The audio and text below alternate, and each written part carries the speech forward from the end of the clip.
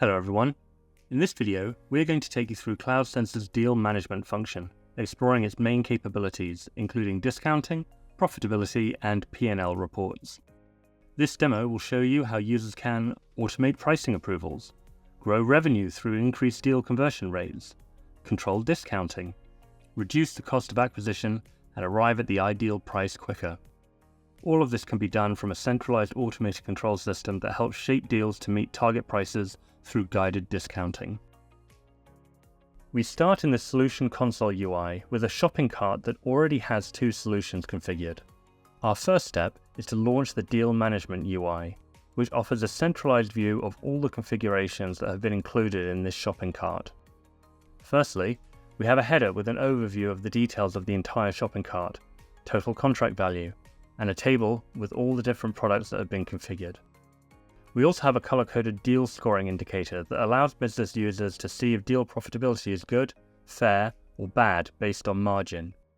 This indicator also appears individually at the configuration level. If we take a look at the table below, we can see all the configurations with pricing and quantity details.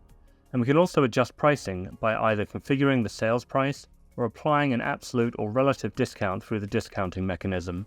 For the purpose of this demonstration, we will do the former, adjusting the recurring price of the 20 meg internet product. And now we click on Save.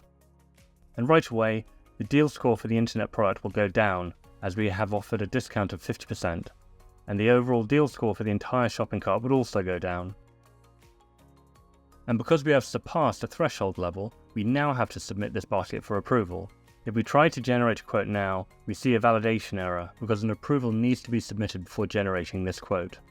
So let's navigate back to the deal management screen and submit this basket for approval. Once this UI loads again, we will submit this basket for approval, given that the approval button has been enabled, which sends the shopping cart to the pricing approver for review as an email, indicating that this shopping cart requires approval with a link leading to the same deal management UI. So, playing the role of approver, we can decide if we want to approve this discount of 50% or if we want to reject it and provide reasons why. Let's go ahead and approve it for the purpose of this demonstration, and now, because this approval process has two levels of approval, it's also going to go to the VP of Sales.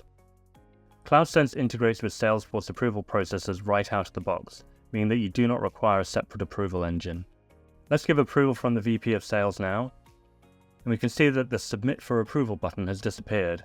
The status of the shopping cart has changed to approved, and we are now able to generate a quote. Before moving on, over here on the right, there is a profit and loss report, both as a table and as a chart. Sales agents, VPs of pricing, pricing managers, and other business users can get a sense of how deals are performing and when cost is going to be below revenue. Let's close the Deal Management UI and go ahead and generate a quote. To do this, we use the Quote Generation button. This creates a snapshot of all information displayed in this deal, with a link to a PDF quote for the opportunity. In the Opportunity screen, there is a section called Notes and Attachments in which the quote document is attached.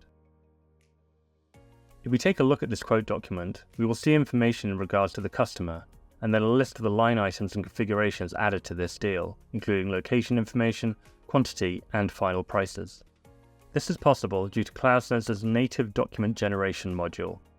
CloudSense also allows seamless integration to any other third-party document generation tool. Once this quote has been sent to the end customer and accepted, the next step is to synchronize the basket with the opportunity. So let's navigate back to the shopping cart for a second and perform the synchronization process. This will allow us to do two things.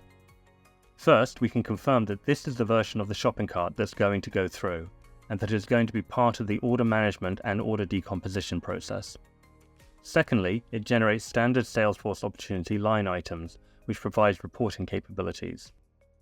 And with that, we conclude the demonstration.